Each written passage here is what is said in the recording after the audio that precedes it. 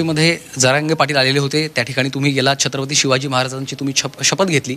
मात्र पुन्हा एकदा जरांगे पाटील आणि मराठा आंदोलकांना मुंबईत यायला लागलं. आता हा जो जी आर काढला आहे त्यानंतर तुम्ही काय आश्वस्त करताय मराठा समाजाला? पुन्हा एकदा आंदोलनाची गरज पडणार आहे, कारण 2 महिन्यांचा कालावधी सरसकट आणि सगळे सोयरे संदर्भात दिला आहे.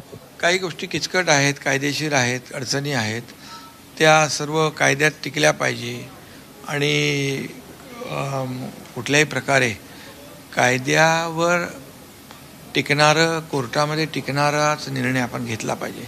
वाशीमध्ये मी गेलो आणि त्यांना जी अधिसूचना आम्ही जे नोटिफिकेशन त्याचाही ड्राफ्ट त्यांनी वाचला होता आणि जी अधिसूचना काढल्यानंतर त्यानंतर जस्टिस शिंदे कमिटी गठीत केली.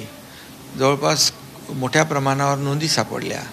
10 लाखापर्यंत त्यांना आम्ही कुणबी प्रमाणपत्र जस्टिस शिंदे कमिटीने दिलं आणि त्याचबरोबर 10% आरक्षण ओबीसीचं कमी न करता वेगळं आरक्षण दिलं आणि जस्टिस सुक्रे आयोग गठीत करून आत्तापर्यंतच्या इतिहासातला सगळ्यात मोठा सर्वे केला आम्ही.